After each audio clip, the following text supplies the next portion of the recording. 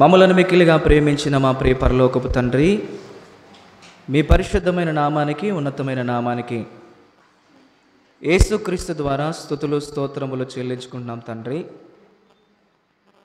గడచిన రాత్రికాల సమయమంతయు నీ కృపచేత, నీ దయచేత, నీ ప్రేమ చొప్పున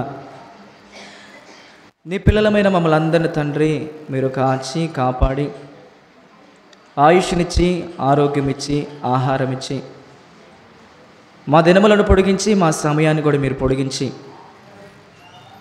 నీ సన్నిధిలో ప్రభువా మేమందరము ఒక చిన్న సంఘముగా, ఒక చిన్న సమూహంగా, ఒక చిన్న మందగా కూడుకొని తండ్రి నీకు ప్రార్థనలు చేసుకొని, నేను గూర్చినటువంటి ఆత్మీయమైన పాటలు పాడుకొని, నీవు మా కొరకు రాయించి ఇచ్చిన వేద గ్రంథమైన, ఈ మహాజ్ఞాన గ్రంథమైన, ఈ దివ్య గ్రంథమైన, మా బ్రతుకు పుస్తకమైన ఈ బైబిల్ గ్రంథంలో నుంచి కొన్ని విషయాలు తండ్రి మేమందరం కలిసి ధ్యానించబోచు ఉండగా, తండ్రి నిలబడిన నేనైతే నిష్ప్రయోజకుడైన దాసుని తండ్రి, ఏ జ్ఞానము లేనివాడిని ఒప్పుకుంటున్నానయ్యా. నిలబడి నీ ప్రజలకు నీ మాటలు ఉపదేశించడం కూడా నేను అర్హత లేనివాడినని, యోగ్యత లేనివాడినని నన్ను నేను తగ్గించుకొని ప్రభువా నీ నామాన్ని హెచ్చిస్తూ ఉన్నాను తండ్రి. దయచేసి ప్రభువా నీ దాసుడుగా నన్ను మీరు జ్ఞాపకం చేసుకోండి. నా బలహీనతల నుంచి విడిపించి నన్ను బలపరిచి, యజమానుడు వాడుకొనుటకు అర్హమైన పాత్రగా నీ చేతిలో నన్ను వాడుకోమని ప్రభువా నన్నుగా నీ చేతిలోకి పెట్టుకుంటున్నాను తండ్రి. నిలబడిన నేను జ్ఞాన ప్రదర్శన చేయకుండా, వాక్చాతుర్యంతో సత్యమునకు భిన్నమైన బోధ చేయకుండా, సత్యవాక్యమును కలిపి చెరపకుండా, సత్యవాక్యమును సరిగా విడదీసి విభజించి మీ ప్రియులైన వారికి అర్థమయ్యే విధంగా ప్రభువా ఉపదేశించుటకు నీ ఆత్మ సహాయాన్ని నాకు అనుగ్రహించండి. వాక్శక్తితో మీరు ప్రభువా నీ దాసుని మీరు నింపి వాడుకోమని ప్రార్థన చేస్తున్నాను తండ్రి. ఎదుటివారికి బోధించుతున్నటువంటి నేను నాయన బోధించి బోధించి బోధించి నేను భ్రష్టునైపోకుండా, నా బోధ ప్రకారంగా మొదటిగా నేను బ్రతికి అనేకులకు బోధించే కృపను మీరు నాకు అనుగ్రహించండి. బోధ వినుచున్నటువంటి నీ బిడ్డలైన వారందరినీ కూడా మీరు జ్ఞాపకం చేసుకోండి. కేవలం నాయన పదుల కొద్దిగా, వందల కొద్దిగా, వేల కొద్దిగా ప్రసంగాలు విని విడిచిపెట్టి తమను తాము మోసపుచ్చుకునేవారిగా కాక తండ్రి, వినిన వాక్య ప్రకారమైన జీవితాలు బోధిస్తున్న నాకు, వినుచున్న నీ బిడ్డలందరూ కూడా మీరు దయచేయమని ప్రార్థిస్తున్నాం.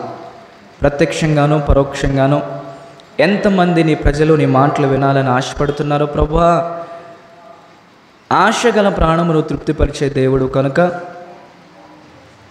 సంగములతో ఆత్మ చెప్పుచున్న మాట చెవుగలవాడు వినుగా కానీ మీరు వాక్యాలు సెలవిచ్చినట్లుగా, దేవుని సంబంధి అయిన వాడు దేవుని మాట వినును అని మీరు వాక్యాలు సెలవిచ్చినట్లుగా, నీ వాక్యం వినడానికి ఇష్టపడుతున్న ప్రతి బిడ్డతో మీరే మాట్లాడి బలపరిచి సూటిగా ప్రభువా నీ బిడ్డల హృదయాలను ఈ మాటలు తాకున్నట్లుగా సహాయం చేయమని క్రీస్తు యేసు వారి నామములో నీ ప్రార్థన అడిగి వేడుకొనుచున్నాము తండ్రి. ఆమేన్. ప్రభునందు ప్రియమైన దేవుని ప్రియమైన పిల్లలారా,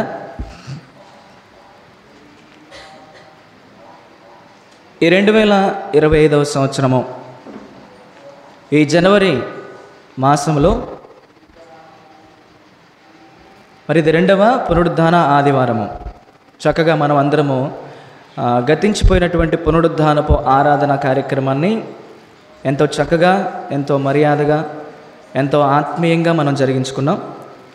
దేవుని యొక్క మహాకృపను బట్టి, దేవుని దయని బట్టి మరలా ఈ 2వ పునరుద్ధానపు ఆదివారపు ఆరాధన కార్యక్రమాన్ని కూడా చక్కగా మనం 10 గంటలకే ప్రారంభించుకొని కొన్ని అమూల్యమైన, అర్థమున్న, ఆత్మీయమైన, వాక్యానుసారమైన, సందేశాత్మకమైనటువంటి పాటలు కూడా మనం పాడుకొని దేవుడి నామాన్ని మనం స్తుతించుకున్నాం. ప్రియులారా, చక్కగా ఉత్తర ప్రత్యుత్తర వాక్య భాగాన్ని కూడా అందరూ లేచి నిలబడి మనలను మనం తగ్గించుకొని వాక్యం ఎదుట మరి మార్చి చదువుకొని దేవుడు మనం ఘనపరుచుకున్నాం. మరి చక్కని ఆరాధన గీతాన్ని కూడా మనం పాడుకొని దేవుణ్ణి ఆరాధించుకున్నాం. ఆరాధన పేరుతో సంఘంలో అల్లరి చేయకుండా ఆయన ఆరాధించేవారు ఆత్మతోనూ సత్యముతోనూ ఆరాధించవలని, అలాంటి వారే కావాలని దేవుడు కోరుకుంటున్నాడు. కాబట్టి ఎంతో చక్కగా ఎంతో ఆత్మీయంగా మనం అందరం కలిసి ఒక పాట పాడుకొని కూడా మనం దేవుడిని ఆరాధించుకున్నాం. ప్రియులారా, మరి ఈ సందర్భంలో ఆరాధనలో భాగంగానే దేవుని దివ్యమైన శక్తివంతమైనటువంటి వాక్యాన్ని కొద్ది నిమిషాలు మనం అందరం కలిసి ధ్యానం చేసుకుందాం.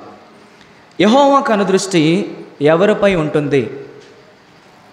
ఈరోజు మనం ధ్యానించబోయేటటువంటి అద్భుతమైన సందేశం ఇది. ఎందరో హృదయాలను తాకినటువంటి సందేశం, కంట కన్నీరు నప్పించినటువంటి సందేశం. యెహోవా కనుదృష్టి ఎవరిపై ఉంటుంది? ప్రభునందు ప్రియమైన దేవుని పిల్లలారా, ఈ లోకంలో మనం బ్రతుకుతున్నప్పుడు మనకంటే పెద్దవాళ్ళు, మనకంటే సమాజంలో గొప్పవాళ్ళు అని మనం అనుకున్నప్పుడు, మనకేదన్నా సహాయము కావాలి అనుకున్నప్పుడు మనం ఏం చేస్తామంటే వారి దగ్గరికి వెళ్ళిపోయి, అయ్యా మీ వద్ద నుంచి నాకు ఈ సహాయం కావాలి, నేను ఈ అవసరతలో ఉన్నాను, నేను ఈ అక్రతలో ఉన్నాను, మిమ్మల్ని ఆశ్రయిస్తే మీ వలన నాకు సహాయం కలుగుతుందని మీ వద్దకు వచ్చాను, ఒకసారి మీరు నన్ను జ్ఞాపకం చేసుకోండి, నన్ను మీ మనసులో పెట్టుకోండి, అయ్యా మీ కనుదృష్టి నా మీద ఉంచండి, నన్ను మర్చిపోకండి అని అంటూ ఉంటారు. మనకంటే గొప్పవాళ్ళు అనుకున్నవారు, మనకంటే పదవిలో అధికారంలో ఉన్నవారు, వారి వల్ల మనకు సహాయ సహకారాలు అందుతాయి అని ప్రియులారా, వారి దగ్గరికి వెళ్ళి వారి కొరకు మనం చేసేటటువంటి కొన్ని కార్యక్రమాలు కూడా ఉంటాయి. వారి మనస్సులో మనం పడాలని, వారి ఆలోచనలో మనం ఉండాలని, వారి దృష్టి మన మీద ఉండాలని, వారి మనస్సులో మనం ఉండాలని కొన్ని కార్యక్రమాలు కూడా మనం చేస్తూ ఉంటాం. అంటే ప్రియులారా చూడండి, సమాజంలో మనుషులు ఎలా ఉన్నారయ్యా అంటే, సమాజంలో ఉన్నటువంటి మనుషులు వారికంటే గొప్పవారుగా, పదవిలో అధికారంలో ఉన్నవారు, మరి వీరికి సహాయం చేస్తారనేటటువంటి ఆలోచనతో వారి దగ్గరికి వెళ్ళి వారిని ఆశ్రయించడం అనేది మనం చూస్తున్నాం. అయితే ప్రియమైన దేవుని వల్లరా, మరి అలాంటప్పుడు దేవుడు కనుదృష్టి కూడా నా మీద ఉండాలని మనం అనుకోవాలి కదా. ఈ లోకంలో ఉన్నటువంటి వారు, పెద్దవారు అనబడిన వారు, గొప్పవారు అనబడిన వారి యొక్క కనుదృష్టి నా మీద ఉంటే చాలు, వారి మనసులో నాకు స్థానం ఉంటే చాలు, వారు నన్ను జ్ఞాపకం ఉంచుకుంటే చాలని మనం అనుకుంటున్నాం. మరి దేవుని దృష్టిలో మనం ఉండాల్సిన అవసరం లేదా? దేవుని కనుదృష్టిలో మనం ఉండాల్సిన అవసరం లేదా? దేవుని మనస్సులో మనం ఉండాల్సిన అవసరం లేదా? దేవుడు మనకి ఏ సహాయము చేయలేడా? ఆయన మనకు సహాయం చేయడం ఆయనకి చేత కదా. ఆనాడు అబ్రహాము శారములతో అన్నాడు కదా, యెహోవానైనా నాకు అసాధ్యమైనది ఏదైనా కలదా అని. దేవునికి అసాధ్యమైనది ఏది లేదు. మరి అలాంటప్పుడు మనం మనుషుల దృష్టిలో ఉండాలని ఇష్టపడుతున్నాం, కానీ మనుషుల మనస్సులో ఉండాలని, జ్ఞాపకాల్లో ఉండాలని మనం ఇష్టపడుతున్నాం, కానీ దేవుని జ్ఞాపకాలలో, దేవుని మనస్సులో, దేవుని కనుదృష్టిలో మనం ఉండాలని ఎందుకు అనుకోకూడదు చెప్పండి? ఏమండి? కాబట్టి ప్రియమైన దేవుని పిల్లలారా, దేవుని ప్రజలారా, దేవుని దృష్టిలో నేను ఉండాలి, దేవుని దృష్టికి గొప్పవాడిగా నేను ఉండాలి మనం అనుకోవాలి. మరి దేవుని దృష్టిలో మనం ఉండాలంటే, దేవుని యొక్క మనస్సులో మనం ఉండాలంటే ప్రియులారా, మరి మనం ఏం చేయాలి? మనం ఎలా ఉండాలి? మనం ఎలా బ్రతికితే ఆయన ఆలోచనలో ఉంటాం, ఆయన దృష్టిలో ఉంటాం, ఆయన కనుదృష్టి మన మీద ఉంటుంది అనేది మనం ఆలోచన చేయాలి. ఏమండి? దేవుని దృష్టికి కనిపించినటువంటి సృష్టం అంటూ ఏదీ లేదని బైబిల్లో ఉంది. దృష్టి అంటే అర్థం ఏంటి చెప్పండి? చూపు. దేవుని చూపునకు లేదా దేవుని కన్నులకు కనిపించినటువంటి సృష్టం అంటూ ఏదీ లేదని బైబిల్లో రాయబడింది. ఈ విశాల విశ్వంలో, ఈ ప్రకృతిలో ప్రతిదాన్ని దేవుడు చూస్తున్నాడు. ఒకసారి మీ చేతిలో ఉన్న పరిశుద్ధ గ్రంథమైన బైబిల్ తెరచి అపోస్తలుడైన పౌలు గారు హెబ్రీలకు తాను రాసినటువంటి పత్రిక 4వ అధ్యాయము 13వ వాక్యం ఒకసారి చదవండి ప్రియులారా. దయచేసి అందరూ బైబిల్ తెరిచి తీసిన తర్వాత ఎవరు ముందు తీశారో వారు బిగ్గరగా, స్పష్టంగా, అర్థవంతంగా చదివి నాకు వినిపిస్తే దాన్ని నేను మీకు ఎక్స్ప్లెయిన్ చేస్తాను. అందరూ బైబిల్ తీయండి. హెబ్రీలకు రాసిన పత్రిక, అపోస్తలుడైన పౌలు గారు హెబ్రీలకు రాసిన పత్రిక 4వ అధ్యాయము 13వ వచనం. మరియు ఆయన దృష్టికి, మరియు ఆయన దృష్టికి అంటే ఎవరి దృష్టికి? దేవుని దృష్టికి. మరియు ఆయన దృష్టికి కనబడని సృష్టం అంటూ ఏదీ లేదు అన్నాడు. చూడండి, మనము ఎవనికి లెక్క ఒప్ప చెప్పవలసి ఉన్నదో ఆ దేవుని కన్నులకు సమస్తమును మరుగు లేక తేటగా ఉన్నది అని రాయబడింది. చాలా జాగ్రత్తగా వినాలి ఈరోజు వాక్యం. మీరు చాలా జాగ్రత్తగా వినాలి. నేను మళ్ళీ చెప్తున్నాను మీకు ఈరోజు వాక్యం. చూడండి ప్రియులారా, మరియు ఆయన దృష్టికి కనబడని సృష్టం అంటూ ఏదీ లేదంట. మనము ఎవనికి లెక్క ఒప్ప చెప్పవలసి ఉన్నదో ఆ దేవునికి సమస్తమును ఎలా కనబడుతున్నాయి అని రాయబడింది ఇక్కడ. ఎలా కనబడుతున్నాయి అంటే మరుగు లేక తేటగా కనపడుతున్నాయి. ముల్లోకాలలో ఉన్నటువంటి విషయాలన్నీ కూడా, అవి పరలోకములో ఉన్నవి కానీ, భూలోకములో ఉన్నవి కానీ, పాతాళ లోకములో ఉన్నవి కానీ, ఈ విశ్వంలో ఈ ప్రకృతిలో ఉన్న ప్రతిదీ కూడా ప్రియులారా దేవుని కన్నులకు మరుగులేక తేటగా కనబడుచున్నది. దేవుడు సమస్తమును చూస్తున్నాడు, సమస్త సృష్టిని ఆయన చూస్తున్నాడు. ఇంకా దేవుడు మనిషిని చూస్తున్నాడు అనడానికి మీకు ఎన్నో విషయాలు మీకు చెప్తాను బైబిల్ గ్రంథంలో నుంచి. ఒక్కొక్క రిఫరెన్స్ మీరు చూడాలి, చక్కగా మీరు రాసుకోవాలి, ఆ మాటలు వినాలి. కీర్తనల గ్రంథము 11వ సంకీర్తన. కీర్తనల గ్రంథము 11వ సంకీర్తన. అందరు బైబిల్ తెరవండి, అందరు బైబిల్ తెరవండి. కీర్తనల గ్రంథము 11వ సంకీర్తన. ఈ సందర్భంలో మనం 4వ వచనం చదువుదాం ప్రియులారా. కీర్తనల గ్రంథము 11వ అధ్యాయము 4వ వచనం. యెహోవా తన పరిశుద్ధాలయములో ఉన్నాడు, యెహోవా సింహాసనము ఆకాశమందున్నది, ఆయన నరులను కన్నులారా చూచుచున్నాడు. తన కనుదృష్టి చేత ఆయన వారిని పరిశీలించుచున్నాడు. యెహోవా నీతిమంతులను పరిశీలించును, దుష్టులను బలాత్కార శక్తులను ఆయనకు అసహ్యులు. దుష్టుల మీద ఆయన ఉరులు కురిపించును, అగ్ని గంధకములను వడగాలియు వానికి పానీయ భాగముగును. యెహోవా నీతిమంతుడు, ఆయన నీతిని ప్రేమించువాడు. చాలు. అయితే ప్రియులారా, ఇక్కడ మనం గ్రహించాల్సినటువంటి విషయం ఏంటంటే, యెహోవా తన పరిశుద్ధాలయములో ఉన్నాడంట. అమ్మ, ఎక్కడున్నాడు దేవుడు? ఎక్కడున్నాడు? యెహోవా దేవుడు తన పరిశుద్ధాలయములో ఉన్నాడు. యెహోవా సింహాసనము ఆకాశమందున్నది, ఆయన నరులను ఎలా చూస్తున్నాడంట? ఆయన నరులను కన్నులారా చూచుచున్నాడు. యెహోవా పరిశుద్ధాలయములో ఉన్నాడు, ఆయన ఆకాశమందు ఆసీనుడై ఉన్నాడు. నరులైన వారందరిని కూడా ప్రియులారా ఆయన ఎలా చూస్తున్నాడంటే కన్నులారా చూస్తున్నాడు. కళ్ళు ఎలా విప్పి ఇలా చూస్తున్నాడు, కన్నులారా చూస్తున్నాడు. ఆయన కనుదృష్టి చేత ఆయన వారిని పరిశీలించుచున్నాడు. మరొక రిఫరెన్స్ చదువుదాం ఈ సందర్భంలో. అదే కీర్తనల గ్రంథము 14వ అధ్యాయము, పక్క పేజీ తిప్పండి, 14వ అధ్యాయము 2వ వచనం. అదే కీర్తనల గ్రంథము 14వ అధ్యాయము 2వ వాక్యం. ప్రియులారా, దేవుడు మనిషిని చూస్తున్నాడా, ఆయన కనుదృష్టి మనుషుల మీద ఉందా అనే దానికి మీకు రిఫరెన్స్లు ఇస్తున్నాను ప్రియులారా. కీర్తనల గ్రంథం 14వ అధ్యాయం 2వ వాక్యంలో కూడా వివేకము కలిగి దేవుని వెదకు వారు కలరేమో అని యెహోవా ఆకాశము నుండి చూచి నరులను పరిశీలించెను. వివేకము కలిగి దేవుణ్ణి వెదకువారు కలరేమో అని దేవుడైన యెహోవా ఆకాశమందుండి భూమి మీదున్న నరులను ఎలా చూస్తున్నాడయ్యా అంటే పరిశీలించి చూస్తున్నాడు. చాలా జాగ్రత్తగా వినాలి. పరిశీలించి చూస్తున్నాడు దేవుడు మనుషుల్ని. మరొక రిఫరెన్స్ చదువుదాం ప్రియులారా. అదే కీర్తనల గ్రంథం 53వ సంకీర్తన 2-3 వచనాలు ప్రియులారా, చక్కగా మీరు రాసుకోవాలి. 53వ సంకీర్తన 2-3 వచనాలు. అందరు బైబిల్ తీయండి. చదువుతున్న మాట మీరు బైబిల్లో ఉందా లేదా అని మీరు చూడండి. అదే కీర్తనల గ్రంథం 53వ సంకీర్తన 2-3 వచనాలు. వివేకము కలిగి దేవుణ్ణి వెదకువారు కలరేమో అని దేవుడు ఆకాశము నుండి చూచి నరులను పరిశీలించెను. చాలు చాలు చాలు. ఇక్కడ కూడా చూడండి, దేవుడు ఆకాశమందుండి, దేవుడు పరిశుద్ధాలయములో ఉండి భూమి మీద ఉన్న నరులను ప్రియులారా కన్నులారా చూచుచున్నాడంట. తన కనుదృష్టి చేత నీతిమంతులను ఆయన పరిశీలించుచున్నాడంట.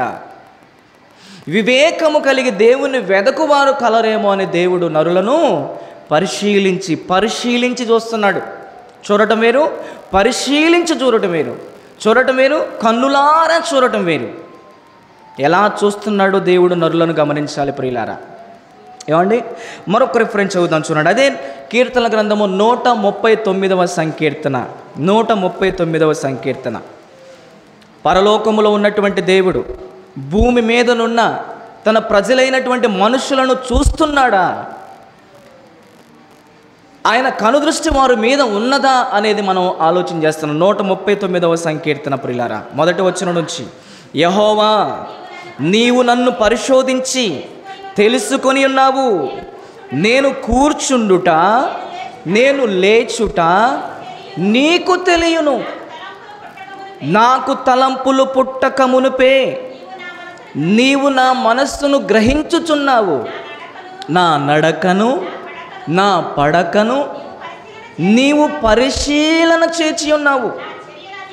నా చర్యలన్నిటినీ, అంటే అర్థం ఏంటంటే ప్రియులారా, నేను చేసినటువంటి పనులన్నీ, నేను చేసినటువంటి క్రియలన్నీ, నా చర్యలన్నిటినీ నీవు బాగుగా తెలుసుకొని ఉన్నావు. నేను చేసిన ప్రతి పనిని కూడా నువ్వు చూసావు, నువ్వు తెలుసుకున్నావు. యెహోవా మాట నా నాలుకకు రాక మునిపే అది నీకు పూర్తిగా తెలిసి ఉన్నది. చూడండి ప్రియులారా, వెనుకను ముందును నీవు నన్ను ఆవరించి ఉన్నావు.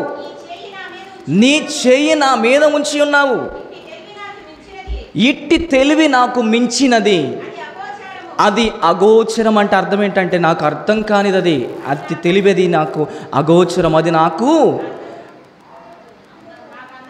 నాకు అందదు.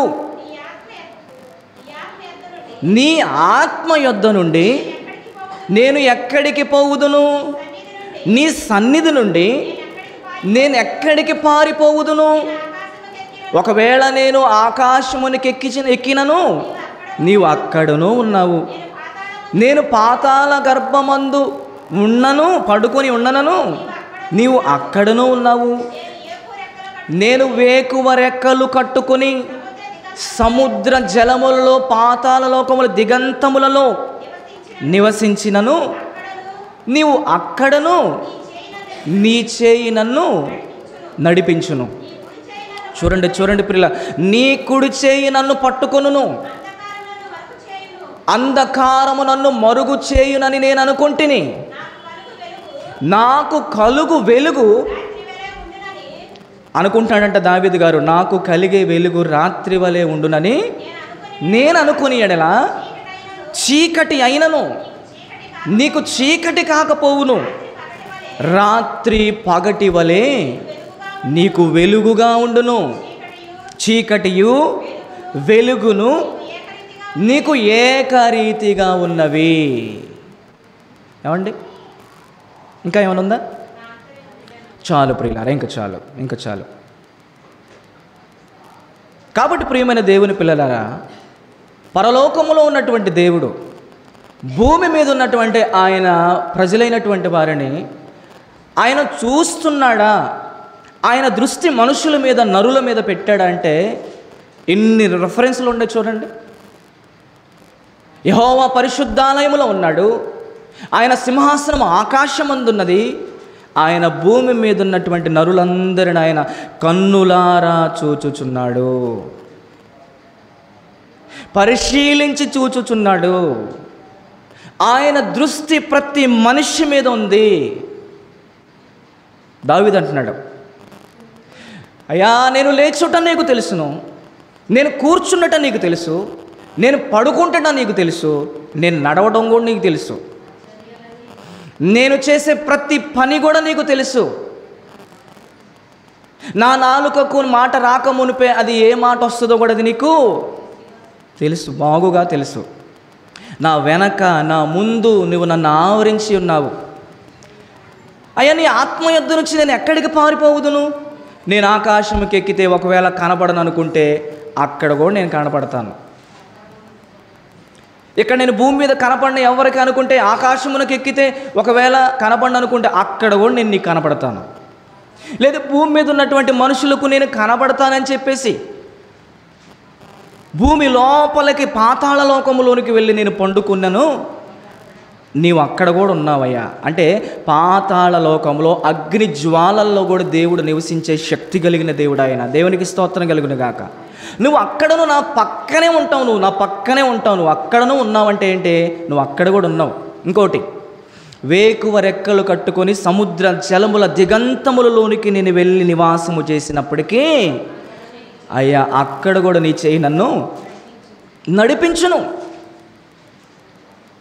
ఇన్ని మాటలు చదివిన తర్వాత ఒక్కటే మనకు అర్థం కావాలి. దేవుడు అనగానే ఆయన సర్వాంతర్యామి, సర్వవ్యాపకుడు. సర్వ సృష్టి కూడా ఆయన ఆత్మచేత నింపబడి ఉన్నది ప్రియులారా. దేవుడు అంతటా ఉన్నాడు. చెప్పాను కదా, ఇందు గలడు అందు లేడని సందేహం వలదు, ఎందెందు చూసినా అందందే గలడు. దేవుడు సర్వవ్యాపకుడు, సర్వాంతర్యామి. ఇక్కడ లేడు దేవుడు, అక్కడ లేడు అంటానికి లేదు. అదిగో ఆ కొండ మీద దేవుడు అంటానికి వీల్లేదు. అన్ని చోట్ల దేవుడు ఉన్నాడు, అంతటా ఆయన వ్యాపించి ఉన్నాడు. అందుకనే ప్రియులారా, హెబ్రీ పత్రిక 4:13 మనం చదివినట్లుగా ఆయన దృష్టికి కనబడని సృష్టమంటూ ఏది లేదు. మనము ఎవనికి లెక్క ఒప్ప చెప్పవలసి ఉన్నదో ఆ దేవునికి సమస్తమును ఎలా కనపడుతుందంట? తేటగా, మరుగులేక తేటగా కనపడుతుందంట. మన కళ్ళకి మసకొచ్చిద్ది, అప్పుడప్పుడు మనకు కనపడదు. కళ్ళజోడు పెట్టుకుంటేనే మనకు కనపడిద్ది. కానీ దేవుని దృష్టికి ప్రియులారా సమస్తము కూడా, సమస్త ప్రకృతి, సమస్త సృష్టి, ఈ ముల్లోకాలలో ఉన్న ప్రతి విషయము ప్రియులారా ఆయన కన్నులారా చూచుచున్నాడు. ఆయన కన్నులకు మరుగైనది ఏదీ లేదు. సమస్తమును ఆయన ఎలా చూస్తున్నాడు అంటే తేటగా చూస్తున్నాడని బైబిల్ గ్రంథంలో రాయబడింది. ఎలా చూస్తున్నాడంటమ్మా? తేటగా కనపడుతుంది. దేవునికి తేటగా కనపడుతుంది. ఒకసారి ప్రియులారా ఇర్మియా గ్రంథము 23వ అధ్యాయం 24వ వాక్యం చూడాలి ప్రియులారా. 23వ అధ్యాయం 24వ వాక్యం అందరూ చూడాలి, చదవాలి, వినాలి. ఇర్మియా గ్రంథము 23వ అధ్యాయం 24వ వాక్యం. యెహోవా సెలవిచ్చిన మాట ఏదనగా, చూడండి ప్రియులారా, యెహోవా దేవుడు సెలవిచ్చిన మాట ఇది. దేవుడు సెలవిచ్చిన మాట ఇది. నాకు కనబడకుండా రహస్య స్థలములలో దాగగలవాడు ఎవడైనా ఉన్నాడా?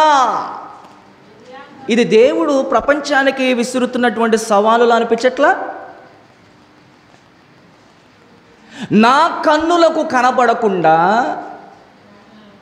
నా దృష్టికి కనబడకుండా రహస్యమైనటువంటి స్థలములలో దాగగలిగిన వాడు ఎవడైనా ఉన్నాడని ఒక ప్రశ్న విసురుతున్నాడు దేవుడు. ఎవడో? నా కన్నులకు కనబడకుండా, నా దృష్టికి కనబడకుండా ఎవడైనా సరే దాగగలిగిన వాడు ఉన్నాడని దేవుడు అంటున్నాడు. నేను అనట్లేదమ్మా. మళ్ళీ చదువు మాట, మళ్ళీ చదువు ఒకసారి స్పష్టంగా చదవండి. యెహోవా సెలవిచ్చిన మాట ఇదే. అది ఏదంటే, నాకు కనబడకుండా రహస్య స్థలములలో దాగగలవాడెవడైనా ఉన్నాడా? నేను భూమి ఆకాశము అందంతటా ఉన్నవాడు నేను కాననుకుంటున్నారా మీరు? నా కన్నులకు కనబడకుండా రహస్య స్థలములలో దాగగలిగిన వాడెవడైనా ఉన్నాడా? నేను భూమి ఆకాశము అందంతట వ్యాపించి ఉన్నవాడున కానా? అంతటా ఉన్నవాడున కానా? ఎక్కడికి పోతాడరా పొండి మీరు? ఎక్కడ దాక్కుంటాడరా మీరు? దాక్కోండి. ప్రియమైన దేవుని ప్రజలారా, ప్రియ దేవుని పిల్లలారా, చాలా జాగ్రత్తగా వినాలి. ఎన్ని అమూల్యమైన సంగతులు ప్రియులారా, ఎన్ని అమూల్యమైన సంగతులు. దేవుడు పరలోకములో ఉన్న దేవుడు, భూమి మీద ఉన్న ప్రతి ఒక్కరిని ఆయన ఎలా చూస్తున్నాడని చదువుకున్నాం, కన్నులారా చూస్తున్నాడు. ఆయన దృష్టి ప్రతి మనిషి మీద పెట్టాడు. ఆయన దృష్టికి కనిపించని సృష్టం అంటూ ఏదీ లేదు. మనం ఎవరికి లెక్క చెప్పవలసి ఉన్నదో ఆ దేవుని దృష్టికి మరుగులేక సమస్తమును తేటగా కనబడుతుంది. మీకు ఒక విషయం చెప్పనమ్మా, ప్రతిరోజు మనం లేవగానే మనం ఎటుపోతామో దేవుడు చూస్తున్నాడు. మనం ఎవరితో మాట్లాడుతున్నామో దేవుడు చూస్తున్నాడు. మనం ఏం చూస్తున్నామో దేవుడు చూస్తున్నాడు. మనం ఏం చేస్తున్నామో దేవుడు చూస్తున్నాడు. మనం సంపాదించే సంపాదన అది న్యాయంగా ఉందా, అన్యాయపు సిరినా దేవుడు చూస్తున్నాడు. మనం ఎదుటి వారికి మేలు చేస్తున్నామా, మేలు చేస్తూ కూడా కీడు చేస్తున్నామా, అన్యాయంగా, అక్రమంగా, దుర్మార్గంగా, దుష్టత్వంతో, పాపంలో బ్రతుకుతున్నామా, పరిశుద్ధత కాపాడుకుంటూ బ్రతుకుతున్నామా, ఉదయాన్నే లేవగానే బైబిల్ చదువుతున్నామా, ప్రార్థన చేసుకుంటున్నామా, ఎవరికైనా మంచి మాటలు చెప్తున్నామా, అన్నీ చూస్తున్నాడు. ఆయన పనే అది. దేవుని నామానికి స్తోత్రం కలుగును గాక. ఆయన పనది. మనం ఉదయం లేచినది మొదలుకొని మరలా సాయంత్రం మన పడకెక్కి కళ్ళు, చెవులు, ముక్కు, నోరు అన్నీ మూసుకొని పడుకునేదాకా దేవుడు కనుదృష్టి మన మీదనే ఉంటుంది. ఏమండి, ఒకసారి దేవుడు అనగానే ప్రియులారా మీకు అర్థమైపోవాలి, దేవుడు అనగానే ఆయన చూచుచున్న దేవుడు. ఆదికాండం 16వ అధ్యాయం 13వ వాక్యం. అబ్రహాము శారాయిలకి ప్రియులారా పిల్లలు లేరు, పాపం చాలా అయింది. ఏం చేయాలో అర్థం కాక శారమ్మ తల్లి ఏం చేసిందంటే తన దాసి అయినటువంటి హాగరుని అబ్రహాముకి ఇచ్చి పెళ్లి చేసేసి, అబ్రహాము ఆమెని మరి కూడగా అబ్రహాముకి ఆ హాగరుకి బిడ్డ పుట్టాడు. ఆయనే ఇష్మాయేలు. అబ్రహాము భార్య హాగరు, రెండో భార్య అనుకుందాం. బిడ్డ పుట్టిన తర్వాత ప్రియులారా శారమ్మ గారికి పిల్లలు లేరు. దాసి మీద అసూయ పడింది, ఇంట్లోంచి వెళ్ళగొట్టేసింది. అరణ్యానికి పోయింది హాగరు. చంటి బిడ్డను తీసుకొని, పసిబిడ్డను తీసుకొని. అక్కడ తాగడానికి నీళ్ళు లేవు, తినడానికి తిండి లేదు, ఎండ బాగా కాస్తుంది, పిల్లోడిని దూరంగా పడేసింది. ఇక అక్కడ కూర్చొని దేవుడికి ప్రార్థన చేస్తుంది. చూచుచున్న దేవుడవయ్యా, నన్ను చూచినావు, చూచుచున్న దేవుడవయ్యా, నన్ను చూచినావు, నీ పేరు ఏమిటో ఎరుగనయ్యా, నా పేరుతో నన్ను పిలిచావయ్యా, చూచుచున్న దేవుడవయ్యా, నన్ను చూచినావు. ఎంతో దుఃఖంగా పాడుపడి, ఎంతో దుఃఖంగా ప్రార్థన చేసింది. దేవుడు పిలిచాడు, అవునా హాగరు అని పిలిచాడు తెలుసా. వెంటనే ప్రియులరా ఆమెకి సర్వలోకాలను సృష్టించిన సృష్టికర్త అయిన యెహోవా దేవునికే పేరు పెట్టింది తెలుసా. చదువు మాట చదువు 16వ అధ్యాయం 13వ వాక్యం. ఆదికాండము 16వ అధ్యాయము 13వ వాక్యం. ప్రియులరా సారాయి దాసి అయిన హాగరు దేవునికి ప్రియులరా ఒక పేరు పెట్టింది. అది అంటే హాగరు చూచుచున్న దేవుడవు నీవే అని పేరు ఆయనకు పెట్టింది. దేవునికే స్తోత్రం కలుగును గాక. ఇప్పుడు చెప్పండి, మన దేవుడు ఎలాంటి వాడు? చూడని దేవుడు కాదు, కళ్ళు మూసుకొని నిద్రపోయే దేవుడు కాదు. ఆయన కునుకు లేని కన్నులు గలవాడని బైబిల్లో రాయబడింది. దేవుడు నిద్రపోవటం ఏంటన్నా? చాలామంది దేవుడు నిద్రపోతున్నారు, తలుపులేండి అని ఈరోజు దేవాలయాల గుళ్ళు మూసేస్తున్నారు. దేవుడిని డిస్టర్బ్ చేయకూడదంట. దేవుడు నిద్రపోతే ఈ సృష్టి ఏం కావాలి చెప్పండి? చెప్తాను మీకు ఒకరోజు. దేవుడు ఎందుకు మనకు నిద్రపోమ్మని చెప్పేసి దేవుడు ఎందుకు నిద్రపోవట్లేదో ఒక అంశం చెప్తాను, నేర్చుకుందరు. కానీ దేవుడు అనగానే కునుకు లేని కన్నులు కడవాడు ఆయన. ఆయన ఎప్పుడు కూడా ఆయన కన్నులారా మనుషులను ఈ విశ్వాన్ని చూస్తూనే ఉంటాడు. ఆయన దేవుడు అనగానే ఆయన చూచుచున్న దేవుడు. సామెతల గ్రంథం 15వ అధ్యాయం 13వ వాక్యం. చాలా జాగ్రత్తగా వినండి అమ్మ, అర్థం చేసుకోండి. సామెతల గ్రంథం 15వ అధ్యాయం 3వ వాక్యం. యెహోవా కన్నులు ప్రతి స్థలము మీద నుండును అన్నాడు. చూడండి ప్రియ సహోదరులారా, ప్రియ సహోదరులు మనలారా, నా ప్రజలారా, దేవుని ప్రజలారా, యెహోవా కన్నులు ప్రతి స్థలము మీద ఉండును, ప్రతి స్థలము మీద ఉండును అంటున్నాడు. చూడండి దేవుని యొక్క కన్నులంట, దేవుని కనుదృష్టి అంట ప్రతి స్థలము మీద ఉంటుందంట. చూడండి ప్రియులారా, ఇప్పుడు మనం దేవుని మందిరంలో ఉన్నాం. ఇక్కడ ఈ స్థలంలో దేవుడి కన్నులు మన మీద ఉన్నాయి. ఈ స్థలం మీద ఉంది. మన పల్లె మీద దేవుని కన్నులు కనుదృష్టి. దేవుని కన్నులు ప్రతి స్థలము మీద ఉండును. చెడ్డవారిని మంచి వారిని అవి చూచుచుండెను జాగ్రత్త అని బైబిల్ చెప్తుంది. ఏం చెబుతుంది ప్రియులారా? దేవుని కన్నులు ప్రతి స్థలము మీద ఉండును. అవి చెడ్డవారిని అవి మంచి వారిని చూచును. చెడ్డవారిని చేసే చెడ్డ కార్యాలు దేవుడి కన్నులు చూస్తున్నాయి. మంచివారు చేసే మంచి కార్యాలు కూడా దేవుడు చూస్తున్నాయి. దేవుడి కన్నులు. ఏమండి? యెహోవా కన్నులు ప్రతి స్థలము మీద నుండును అన్నాడు. అవి చెడ్డవారిని చూస్తున్నాయి. వినండి అమ్మా, వినండి. ఎందుకు అటు ఇటు చూస్తున్నారు? ఇంత విలువైన వాక్యం ఎక్కడ దొరుకుతుంది మీకు చెప్పండి? ఏంటో నాకు అర్థం కాదు. కొంతమంది మేము మహాజ్ఞానులు అనుకుంటారేమో. మరి పొట్టబొడితే మొక్క తెలియదు బైబిల్లో. దేవునికి స్తోత్రం కలుగును గాక. గట్టిగా చెబుదాం, దేవునికి స్తోత్రం కలుగును గాక. వాక్యం వినండి. యెహోవా కన్నులు ప్రతి స్థలము మీద ఉండును. అవి చెడ్డవారిని చూచును, మంచివారిని చూచును. అంటే చెడ్డ కార్యాలు చేసేవారిని దేవుడు చూస్తున్నాడు. మంచి కార్యాలు చేసేవారిని కూడా దేవుడు ఏం చేస్తున్నాడంట? కన్నులారా మరలా పరిశీలించి మరలా. ఏమండి? ఒకసారి చెడ్డవారిని కూడా చూసి ఆ చెడ్డ కార్యాలకు తగినటువంటి ప్రతిఫలాన్ని దేవుడు బైబిల్లో ఇస్తాడని ఒక మాట చదివినప్పుడు నిజంగా నేను ఆశ్చర్యపోయిన ప్రియులారా. ఆదికాండము 38వ అధ్యాయము 6-7 వచనాల ప్రియులారా మనం చదివితే, పరిశుద్ధ గ్రంథంలో యూదా కుమారుడైనటువంటి, యూదాకి జ్యేష్ఠ కుమారుడైన ఏరు అనే ఒక వ్యక్తి ఉన్నాడు ప్రియులారా. ఆయనకి ఏం చేశాడంటే, తన తండ్రి అయినటువంటి యూదా ఏం చేశాడంటే ఒక తామార్ అనే అమ్మాయిని ఇచ్చి వివాహం చేశాడనమాట.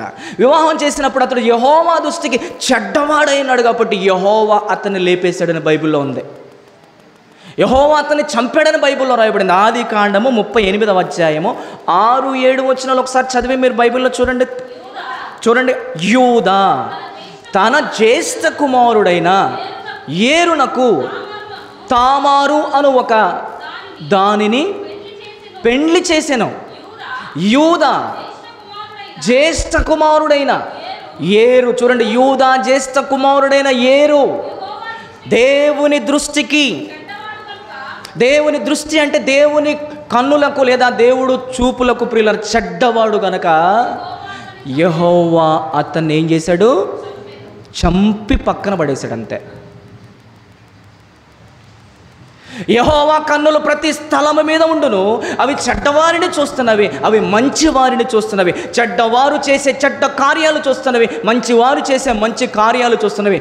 యూదా జ్యేష్ఠ పుత్రుడైనటువంటి ఏరు దేవుని దృష్టికి చెడ్డవాడుగా చెడ్డ కార్యాలు చేశాడు కాబట్టి దేవుడు చూశాడు, ఓర్వలేకపోయాడు. దేవుడు భూమి మీద నుంచి ఆయన లేపేశాడు. మనం కూడా చెడ్డవారిగా ఉన్నామనుకోండి, అమలారా అయ్యలారా, మనం కూడా యెహోవా దేవుని దృష్టికి చెడ్డవారిగా బ్రతుకుతున్నాం అనుకోండి, చూస్తాడు, ఓపిక పడతాడు. ఏదో ఒక రోజున మనకి స్పాట్ పెట్టేస్తాడు. ఎన్నిసార్లు గద్దించినను లోబడిన వాడు మరీ తిరుగు లేకుండా ఏమైపోతాడంట? హఠాత్తుగా చచ్చిపోతాడని బైబిల్లో ఉంది. నేను చెప్పట్లేదమ్మా, ఈ మాటలన్నీ బైబిల్లో ఉన్నాయి తల్లి. నేను ఎవరిని నా సొంత మాటలు చెప్పడానికి? బైబిల్లో ఉన్న వాక్యాలు ఇవన్నీ. ఎన్నిసార్లు చెప్పినా లోబడిన వాడు మరీ తిరుగు లేకుండా హఠాత్తుగా చనిపోతాడని బైబిల్లో ఉంది. కాబట్టి ప్రియులారా, ఈరోజు మన పాఠం అదే. యెహోవా కనుదృష్టి ఎవరిపై ఉంటుంది? ఇదేంటి పాస్టర్ గారు, యెహోవా కనుదృష్టి అందరి మీద ఉంది కదా అంటారు మీరు. లేదని ఎవరన్నారు? అందరి మీద యెహోవా కనుదృష్టి ఉంది. అయితే కానీ స్పెషల్గా, ప్రత్యేకంగా ఆయన కనుదృష్టి ఎవరి మీద ఉందో అది మనం ఆలోచన చేయాలి. కాబట్టి ప్రత్యేకముగా యెహోవా దేవుని యొక్క కనుదృష్టి ఎవరి మీద ఉంటుంది? ఎలా ఉంటే ఆయన కనుదృష్టి ఉంటుంది? ఏం చేస్తే ఆయన కనుదృష్టి ఉంటుంది? ఎలా బ్రతికితే ఆయన కనుదృష్టి ఉంటుందో కొన్ని విషయాలు మీకు చెప్తాను. టక్క మీరు చక్కగా రాసుకోండి. ఓకేనా? చూద్దాం ప్రియులారా. మొట్టమొదటిగా యెహోవా కనుదృష్టి ఎవరిపై ఉంటుందో చూద్దాం. దినవృత్తాంతాల 2వ గ్రంథం 16వ అధ్యాయం 9వ వాక్యం. దయచేసి అందరూ మీ పరిశుద్ధ గ్రంథాలన్నీ తెరిచి దినవృత్తాంతాల 2వ గ్రంథము 16వ అధ్యాయము ఈ సమయంలో 9వ వాక్యం చదువుదాం ప్రియులారా. 9వ వాక్యం. యెహోవా కనుదృష్టి ఎవరిపై ఉంటుందో చూద్దాం. తన ఎడల అంటే దేవుని ఎడల. యథార్థ హృదయము గలవారిని బలపరచుటకై యెహోవా కనుదృష్టి లోకమందంతటా ఏం చేస్తుందంట? సంచారము, ప్రయాణిస్తుంది దేవుని యొక్క దృష్టి.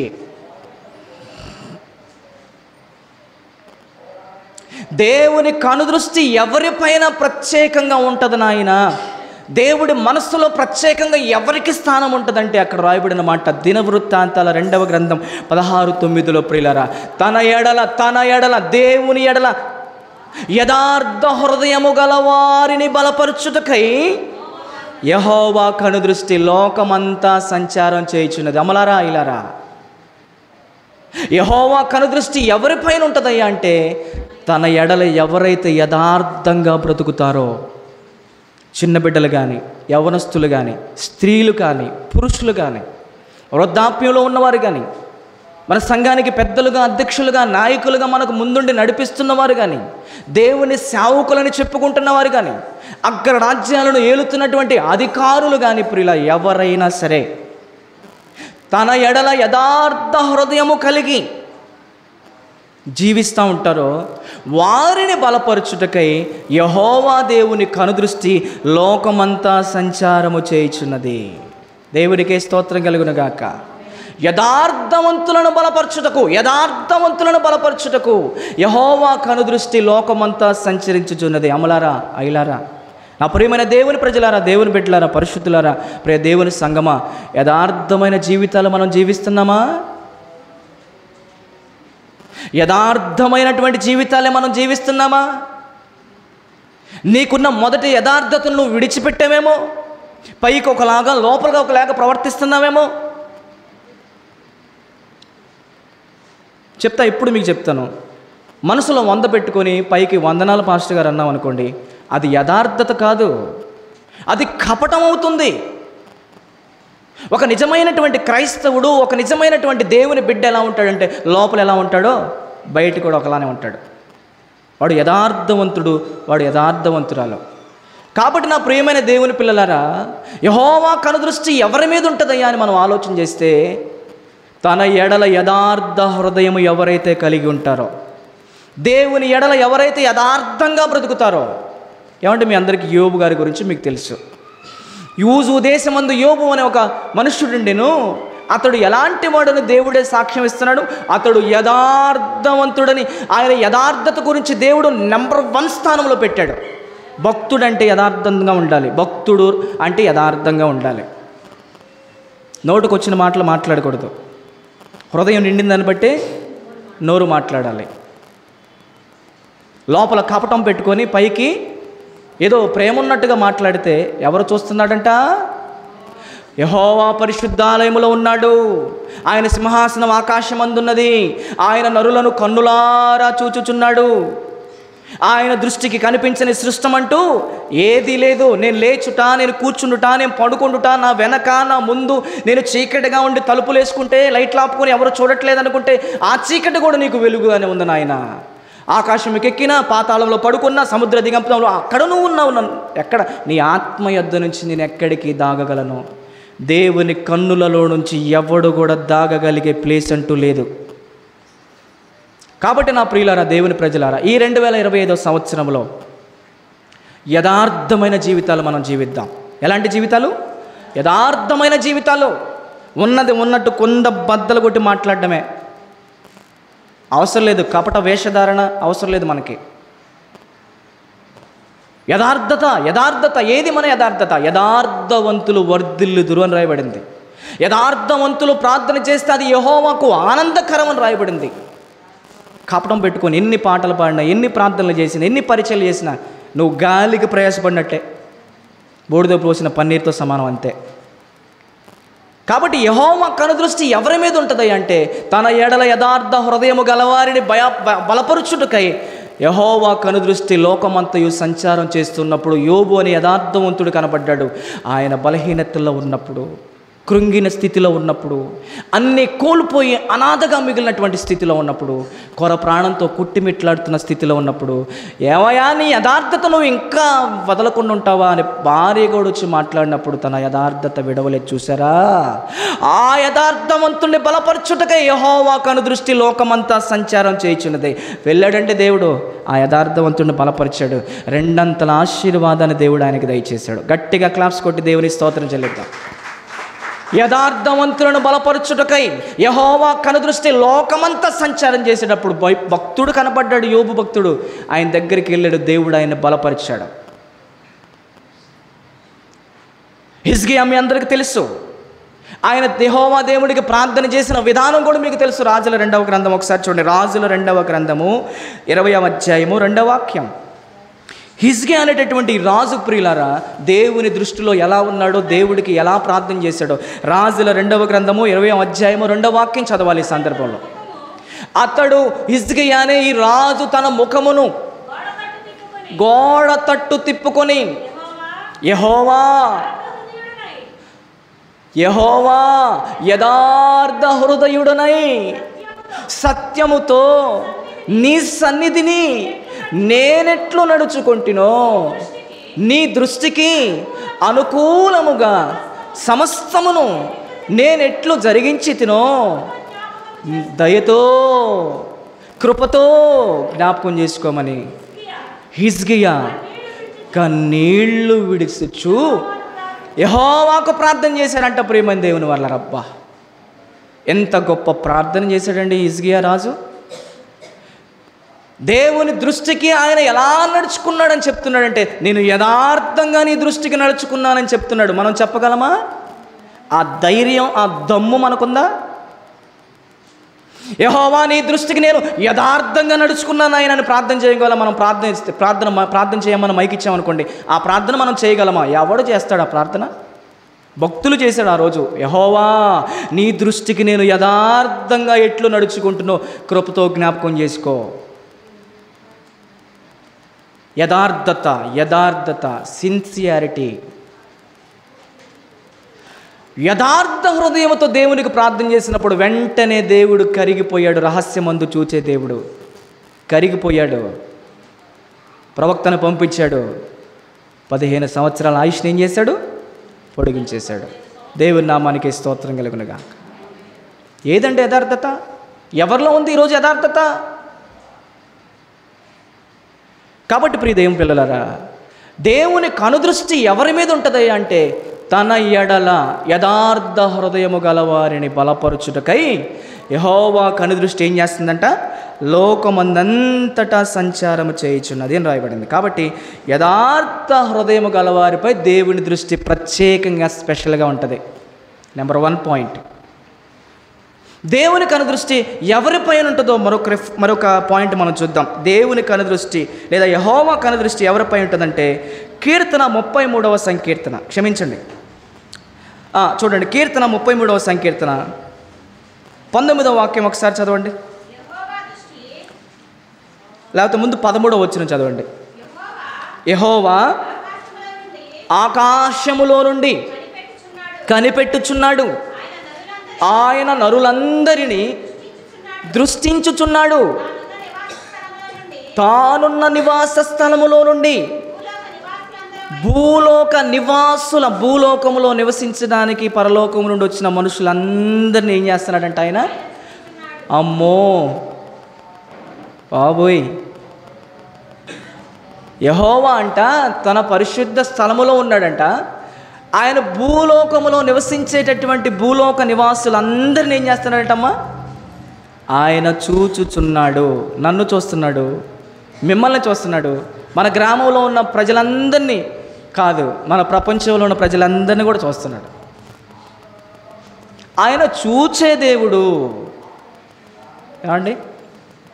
ఇప్పుడు 19వ వచనం చదవండి. యెహోవా దృష్టి ఆయన యందు భయభక్తులు గలవారి మీదను, ఆయన కృప కొరకు కనిపెట్టుకొని వారి మీదను. అబ్బా, వచ్చేసింది మనకు ఆన్సర్. యెహోవా కనుదృష్టి ఎవరిపై ఉంటుందని మనం దేవుడు వాక్యాన్ని అడిగితే దేవుడు చెప్తున్నాడు అక్కడ, యెహోవా యందు భయభక్తులు గలవారి మీద ఆయన యొక్క దృష్టి ఉంటుందంట. యెహోవా యందు భయము భక్తి, యెహోవా యందు భయము భక్తి. ఎంతమందికి ఉంది ఈరోజు దేవుడు మీద భయము భక్తి? ఎంతమందికి ఉంది? దేవుడి మీద భయము భక్తి ఉంటే ఈరోజు మనిషి చాలా జాగ్రత్తగా బ్రతుకుతాడు. మాట్లాడే మాటల్లో చాలా జాగ్రత్తగా మాట్లాడతాడు, చూసే చూపులు చాలా జాగ్రత్తగా చూస్తాడు, చేసే పనులు కూడా చాలా జాగ్రత్తగా చేస్తాడు, సంపాదించే ప్రతి సంపాదన కూడా న్యాయబద్ధంగా సంపాదిస్తాడు. ఎందుకు? అమ్మో, దేవుడు ఆకాశమందు ఉన్నాడు, నేను భూమి మీద ఉన్నా, ఆయన నన్ను కనులారా చూస్తున్నాడు, ఆయన కనుదృష్టి నా మీద ఉంది, ఆయన దృష్టిలో నుంచి నేను ఎప్పుడూ తప్పించుకోలేను. నాకు చీకటిగా ఉందేమో కానీ నన్ను ఎవరు చూడట్లేదు అనుకున్నా కానీ ఆయనకి చీకటి కూడా వెలుగుగా ఉంది, అమ్మో బాబోయ్ నేను తప్పు చేయకూడదని భయపడతాడు. ఈరోజు ఎక్కడుంది మనిషికి భయం? ఏం చేసినా ఎవడు చూస్తున్నాడులే, ఏం మాట్లాడినా ఎవడు చూస్తున్నాడులే, ఎక్కడికి వెళ్ళినా ఎవడు చూస్తున్నాడులే అనుకుంటున్నారా? ఏ నడకలు నడిచినా ఎవడు చూస్తున్నాడు అనుకుంటున్నారా? ఒక్కసారి నరుల నడతలన్నీ కూడా దేవుడు కనిపెడుతున్నాడనే మాట చదివితే మీరు ఆశ్చర్యపోతారు. చూస్తారా బైబిల్లో? చూడండి, ఆ మాట ఒకసారి చూడండి. నరుల నడతలన్నిటిని కూడా దేవుడు చూస్తున్నాడంటే నిజంగా ఆ మాట చదివినప్పుడు నాకు గుండెల్లో భయం పుట్టింది ప్రియులారా. ఎక్కడుంది ఆ మాట? యెహోవా నరుల నడతలన్నీ కూడా చూస్తున్నాడని రాయబడింది. యోబు గ్రంథమా అమ్మా? ఎక్కడుంది ఆ మాట? యోబు గ్రంథమేనా?